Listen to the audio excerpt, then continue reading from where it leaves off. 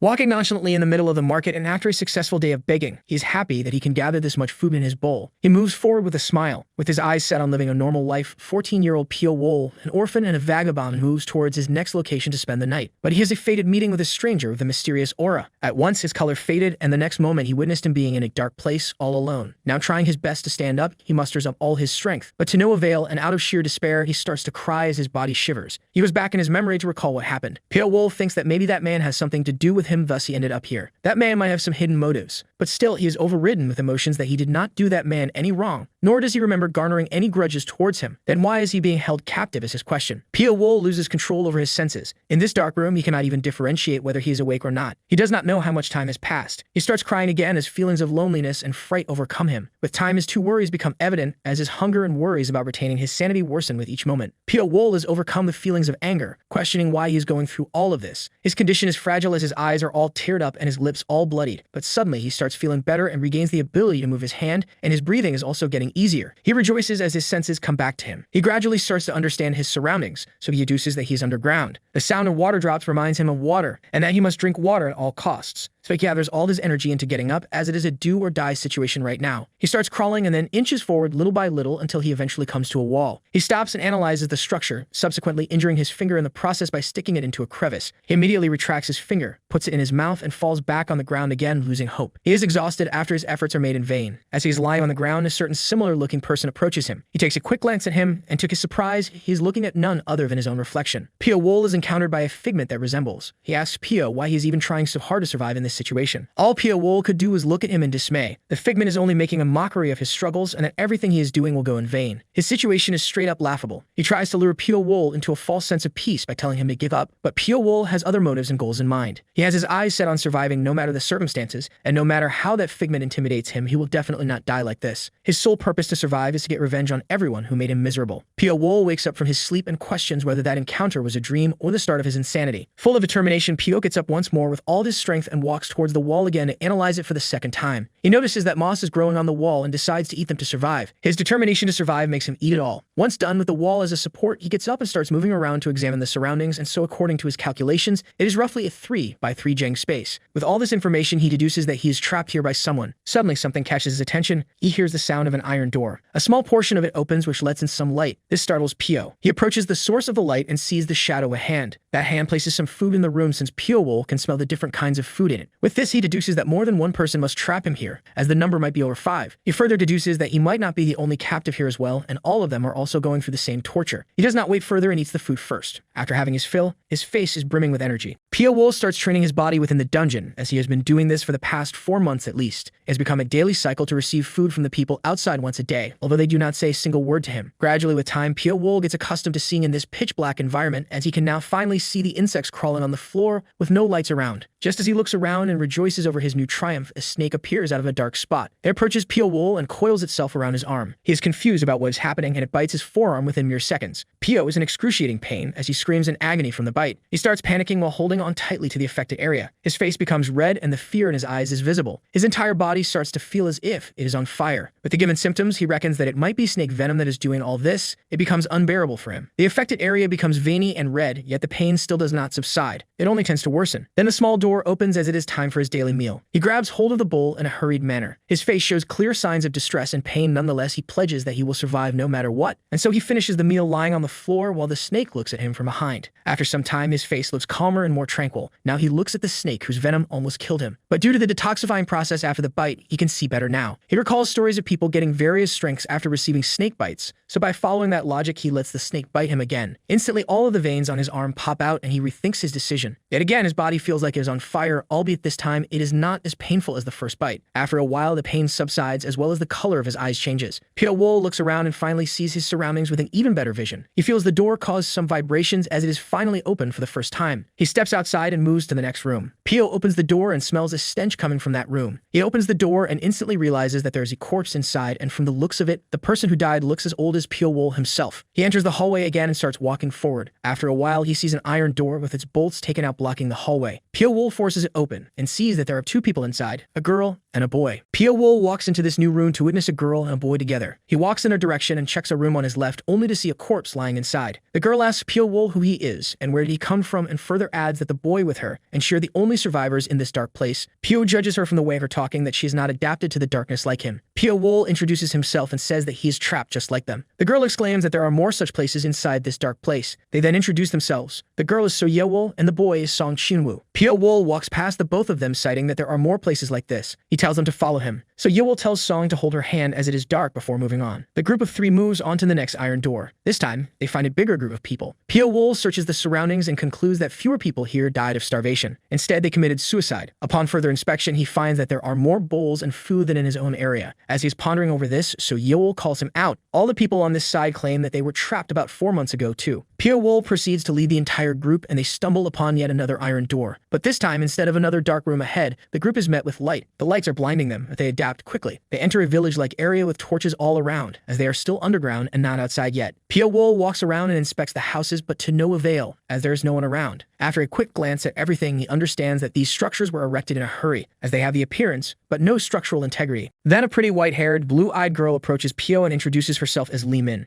She nonchalantly says that from now she is under his care. She gets close to him, witnessing his beautiful red eyes. Upon listening to that, Pio Wool thinks that maybe the snake bites caused this coloration. She starts questioning him regarding his thoughts. Now she says that he is different from the others because everyone else is confused with the current circumstances, but he is the only one thinking. As the two are having a conversation, so Yeol interrupts them and tells them about the unanimous decision that the group will stick together from now on. She asks the opinions of Pio Wool and Lee Min on this. Pio Wool says that he will see how it goes, but his decision regarding the plan is dependent on how things go in the future. So Yeol, worrying about this, I'll be happy that is still affirming his presence with them. Similarly, Lee Min decides to join the group too. Seeing all this, Pio Wool thinks that no one is thinking straight just because all of them are coming out of long periods of isolation in the dark, and soon he walks into the darkness. As all these people meet, they form into groups. The people were divided into 4 factions led by So Yeol and Song, Kang-il, Yum Iljung, and Go Youngsun. Pio Wool is the only person around who is going all alone, and because of him going solo, rumors spread quickly about his character. To all this, Pio Wool does not pay any attention. He approaches a wall and checks it. Although the buildings are recent constructions, there is still moss around, which means the underground space was built a long time ago, and on top of that, indicating that the owner must be extremely wealthy. A hole in the ceiling opens and light spreads inside the room. A basket is being sent downwards. That basket contains food, and the rejoicing group feasts on it as all the people start rushing towards it to get a fair share of the food. So Yeol and Song stop them and address that it should be distributed equally, and the head of each team needs to work in sync to make sure of that. Pio Wool asserts that he will take his share too. He approaches the basket, but is shunted by Yum that he cannot take it like this because the 4 group leaders are the ones in charge. Pio Wool does not stand Yum and grabs his head in rage and smashes it into the ground. Pio Wool is agitated over his actions as he chokes him with one hand and grabs his head with the other. The others tell Pio Wool to leave him alone, paying heed to none. He strengthens his grip and makes Yum suffer even more. So Yeol tells Pio Wool to let go of him because he has now understood the disparity between the power of the two. Adding to that, in a calm and composed manner, she tells him that no one will touch a share of food. Listening to that, Pio Wool backs off. Yum is in utter pain but still fuming over what happened. He glares angrily at Pio, to which he threatens that he wants his other eye to be ruined as well. Everyone sits in the small village eating the food they received. Pio Wool deduces the facts again and concludes that this is a test to filter out the toughest children from the group. So Yeol taunts Pio Wool about how he is doing after making everyone his enemy, as the consequences of his actions will lead to people leaving the Yum faction and joining the So Yeol faction. She again says with a cunning look that although Pio Wool is not interested, he still is keeping watch the entire time. He contemplates gaining more tolerance against poison, but it has been a long time since that snake incident. Here So Yeol convinces him again to join her group, but he reminds her of his answer. The survivors receive the food again, but it looks oddly peculiar. There is less food in the bucket. Pio Wool gets up and says that something is starting. Mac knows him, the frail boy found in the last sector, who made his way through with sheer perseverance. A member of the So Yeol faction. Mac was found dead, and that spread chaos everywhere. Although people started questioning his death, but deep down everyone knows that it happened because he was the weakest. Song and Seol are angry about this incident because a member of their group got murdered. Albeit paranoid, Seol swears to take revenge in the exact same way. All of this starts leading to an inner conflict. One by one, the weakest member of each group is killed off. And this trend continues every night as one member from each group is killed off one by one. Distrust and paranoia is spread throughout, and everyone starts acting like barbarians. Regardless of all this, Pio Wool is working all alone, knowing well enough that these times of tranquility will end soon. As Pio Wool is eating some moss, he hears a group of at least 4 people come his way. They are following the path Pio Wool walked upon to find him. Yam is angry and ecstatic after killing 2 people, but now is the perfect time for his revenge against Pio. As the group proceeds, a snake bites someone within them, and he dies on the spot. Yam angrily calls out their adversary in the dark. Then all of a sudden, from the darkness, a figure approaches and grabs a hold of Jongha. and that way, one by one, he kills off all of the men who are accompanying Yum. Seeing this miserable sight, Yum pounces toward Pyo-wol in full rage. He attacks him, but to no avail as he misses all his attacks. Pyo-wol momentarily vanishes, but after a while, he shows up again and threatens that this time he will not go for his eyes. Hearing the threat he receives from Pyo, he decides to join forces with Pyo-wol for the greater good. Yum tries to manipulate him so that he cannot survive for long against all the other kids, but Pyo-wol does not fall for the flattery Yum tries to do. Pyo-wol suddenly attacks him, strikes his chin, and then strangulates him in his final moments. All Yum can ask is for him to spare his life. Pyo-wol is now standing in front of a lifeless Yum, citing that the reason he killed him was that Pyo himself was still weak. Yum Middlejung and his entire group are dead, and the 3 other group leaders find their bodies. The blame immediately goes to Pyo-wol for their murder. In the dungeon, people start thinking about Pyo and his brilliant brains and brawn and how cunning he is all around. The circumstances here are dire. Eventually, people need to be killed to save the already decreasing ration, to ensure proper survival, and along with that, there is tension amongst the people as they are avoiding Pyo-wol too. In this famine-like condition, news reaches the Go-Youngsan faction that the Soyeol faction has banished 2 kids from the Northern Red House, and they hold a necessary food item, a meager potato. And since food is scarce, everyone charges in on the kids as their aura changes to that of bloodthirsty barbarians. Yangsan only looks in shock. The 2 kids lure Yangsan and his men into a narrow pathway, with the girl whistling to give some kind of cue. The very next moment, people from the Soyeol faction jump out and attack the Yangsan faction. They have been trapped. Yangsan shouts that they have been trapped, but it is all too late. Suddenly, even Yangsan himself is surrounded by these people with wooden bars. Then Soyeol and Song show themselves while being optimistic that they can eradicate this entire group. Yangsan looks at the 2 with utter rage in his eyes. He glares at them for a short while and then calms down, subsequently asking her if she will be satisfied after taking the lives of everyone, to which she replies that if Yangsan takes her stead, he might as well do the same. With that, she gives her final order to kill everyone. Yangsan desperately tries to fight for his life as the rage in his eyes is prominent, but he is killed. Pyo-wol is atop a building analyzing everything, and he deduces that the current incident is a battle using terrains, where one must use the buildings for strategic advantage over the other. He further extrapolates that the people who made this want the people to become customary to it to kill others, and that the huge house might be of a large clan of the Janghu. That is why barging in recklessly is not an option. The reason everyone is here is because they are tools to be raised as assassins. Members of the Soyeol faction are gladly discussing the people they killed and how their leader is the best regarding their survival. Li Min is sitting next to that rejoicing group and silently condemns their action. How can one so nonchalantly kill another person? She cries in shock and disgust. As per routine, the ceiling opens and the food is given to the remaining survivors. The Soyeol faction is in high spirits, as no group remains to stop them. Pyo-wol is standing near Soyeol, but with a concerned expression, and his distraught is valid as food is not given this time, but a group of hooded, masked men jumps down to kill everyone here. They swing their weapons at every person they see, ensuring no one survives. Pyo-wol is aware that this is going to happen, but he did not know the onslaught would be this early off the bat. He tends to lay low in the midst of the violence. Briefly afterward, another group of men shows up. They are wearing robes and their faces are covered completely with masks, with symbols indicating the numbers 1, 2, and 3. Pyo-wol proclaims that these are the ones ordering the violent masked men. One of the 3 orders the violent masked men to stop and introduces himself as the first sword. Furthermore, he adds that everyone here will be managed by him with no exceptions whatsoever. No one can go against him as it means certain death, as a person who tries to interrupt him is killed on the spot. The first sword is having a conversation with someone in his own room now. The first sword says that if poisonous organisms are put together in one jar, they will eat each other to survive. The last organism remaining will hold the most powerful poison. That is indeed the cursed poison. The discussion goes towards the most potent children who survive and that they should be the most wicked, as well as have the most vital survival instincts. The ones worth paying attention to are Soyeol, as she is leading the most significant group, and to deal with her, they need to demoralize her, or else she might be problematic later. Besides her, Song Qianwu and Kang Il are considered too, as the 2 are outstanding in martial arts. They talk about Pyo-wol now, as he came from Sector 1 with the worst conditions to dwell in, so he is not to be considered normal. The first sword mentions that only 6 years are left, and the request must be completed before then. He wonders why the captain accepted this request. The condition was to not leave a single trace of the Blood Shadow group during the assassination attempt. The third sword orders the children to complete an objective. The one who reaches the final house first will receive a 2-hour break as a concession, and the one to reach it last will be tortured. This kind of torturous training goes on for days, as the training is designed to turn them into assassins. Those who cannot endure this training will definitely die. Presently, Soyeol is seen as a prodigy here with the most exceptional talent. In contrast to her, Pyo-wol is considered an around average talent, as he has not exhibited any extraordinary talent. But still, those men tend to keep an eye on him. Pyo-wol is still reading the thunder-splitting cultivation technique. Soyeol impedes him as he has already learned enough of it, and no one is enforcing it upon them too. Nonetheless, she walks away to sleep. Pyo-wol starts meditating. He recalls all the steps one by one, accumulating internal energy and feeling the kai. The instructors and children learned it with another definition, but Pyo-wol is learning it with another aim. He wants to increase the speed and clarity of his thoughts. He also does not want to stand out as being too exceptional or dull, so even during training sessions, he is not showing his true potential. But during this one training session, his opponent shows a genuine killing intent. His opponent realizes that Pyo-wol is faking the fight. Pyo notices that the instructor is paying no attention to the fight. His opponent comes at him with full strength and tells Pio to come at full strength too. He starts circumambulating around Pio land and throws multiple blades at him to somehow bring him down, but to no avail. He keeps using different tactics, yet again cannot overcome Pio as he blocks all his attacks. Pio finally takes offense. He drops his knife and proceeds to kick the approaching opponent in the abdomen. He coughs up some blood before falling to the ground. He tries to fight again, but this time Pio breaks his arm, rendering him unable to fight. The instructors are shocked as the children surpass their expectations. At this rate, they will become assassins in 5 years instead of 7. But they yet again remember the target is no ordinary person. It's the most talented man in Sichuan. Therefore, all the preparations need to be immaculate, or else the entire Blood Shadow group may be destroyed. The instructors then talk about pushing the children even more to perfect their techniques. Many will die, but the strong ones will survive. As Pio looks down on his opponent, the instructors approach him. Asking that did he defeat him like this, he hesitantly affirms. In the very next instance, one of the instructors quickly puts a sword beside his neck. It happens so swiftly that Pio cannot even fathom its speed. He looks at the instructor with fear of death in his eyes. He starts to think that he did go wrong somewhere. Suddenly, the instructor puts down his sword and tells Pio that an assassin should never leave any traces whatsoever. Breaking that arm is just letting his enemy know of his fighting prowess. Pio starts gasping for air as soon as the instructor leaves because he is overcome with fright. Now 6 years have passed ever since that incident. Another training session is underway as the instructors are searching for the children who have hidden themselves. One by one, all the children are found, except for one Pio, as all of them still have not properly mastered the turtle breathing technique. The instructor cannot find the traces of Pio. He starts to doubt the information he is given. He finally gives up and asks the last child to come out. Pio, hiding in close vicinity of him, finally comes out. Pio asks for a break from the instructor and goes to sit with So Yeol and her group. So Gyeoksun welcomes him rather rashly. Gyeoksun has learned to change faces and has been using it too often. So Yeol addresses Pio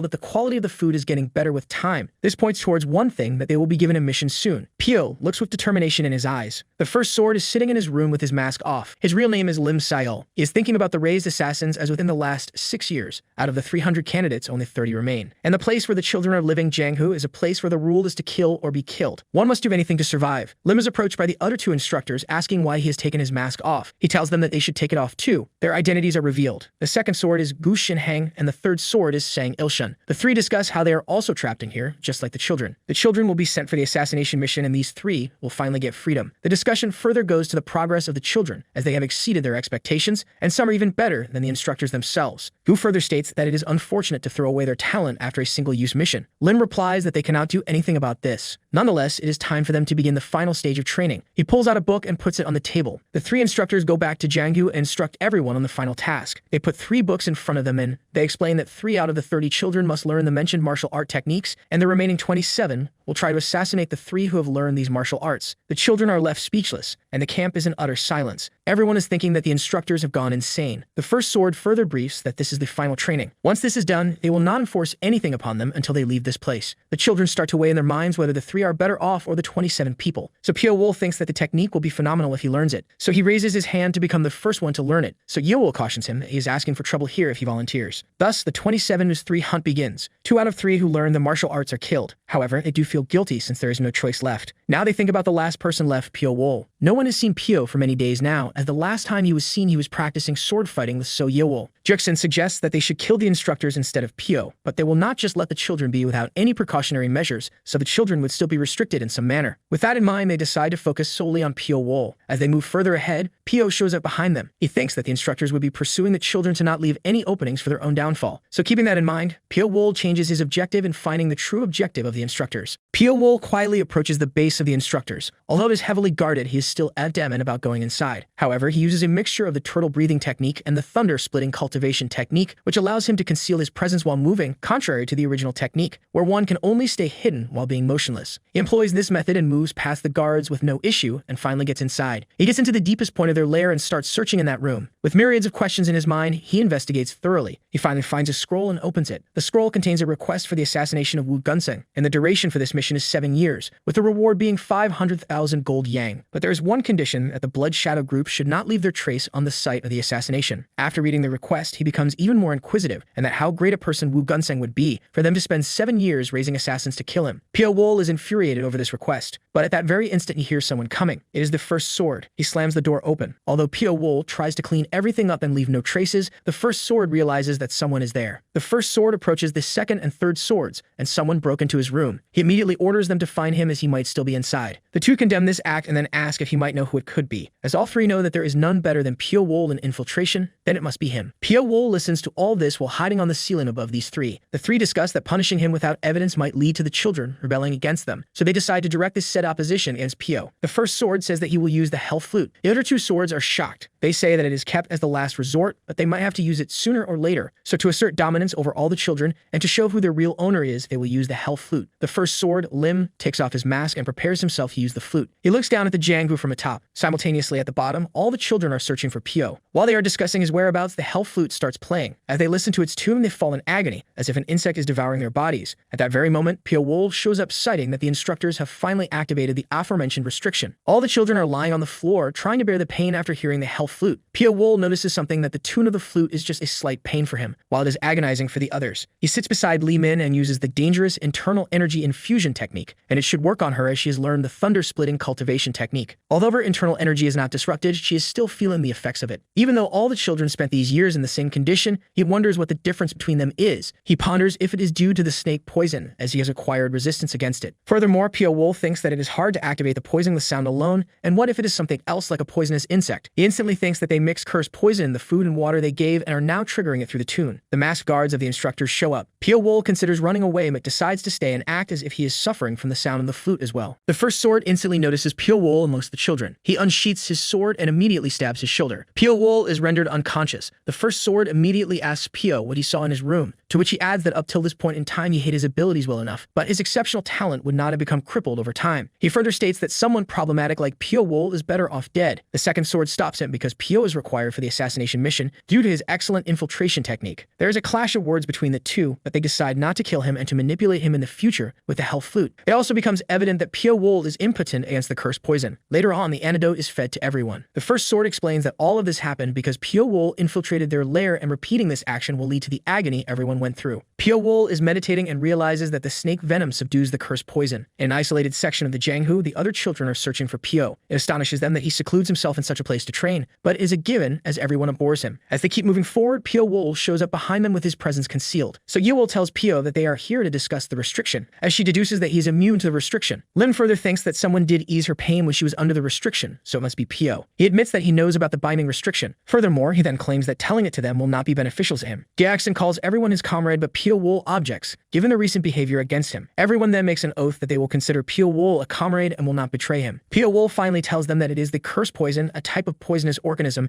and that it is usually latent but responds to the sound waves of the Hell Flute. Then the poison flows into the body and attacks the internal organs. Pio Wol states that he is naturally resistant to it. Thus, everyone must figure out how to remove it. Everyone thanks Pio Wol and leaves while Li Min stays behind and tells him that her real name is Li Min Suilman, in hopes that he will remember it. Finally, the fated day comes as the first sword announces that they will leave the cave. So Yewol is given the responsibility of leading the children outside after the instructors leave. The first sword wonders how many of them will survive because their target is a prodigious martial artist. As the instructors are lifted out of their baskets, everyone rejoices. It feels surreal to the children in the Jangu that they are finally getting freedom. Pio Wol then inquires about the cursed poison everyone has, to which So Yewol says that a few are cured now since Li Min Suilman is very knowledgeable about poisons. Now the only step left for them is to leave. With that said, the bucket descends and everyone climbs on board. Everyone starts thinking about how they spent 7 years in this hell. As the bucket nears the exit, Pio Wol quickly tears his sleeve off and blindfolds himself, telling everyone else to do the same as well. Failure in doing so will make them go blind. Everyone follows his words. The light outside is too strong as it is hurting all the children. But finally, everyone is outside. The Blood Shadow Group captain, Wu Juang, meets them. He orders his men to get everyone into the carriages and bring them to the Clear Wind Manor and adapt their lifestyle to that of the outside world. Pio, although still blindfolded, has memorized the voice of the captain. The carriages go through a mountainous region to reach their destination. At the manor where they are staying, even if a single person lets their guard down, they will be killed as per the order of the captain. Every person here is allocated a room with 3 others. And since Pio Wol is outside, he finally goes and washes himself for the first time in forever. Everyone is relaxing and enjoying the outside world, but the instructors remind them of their mission by giving them weapons.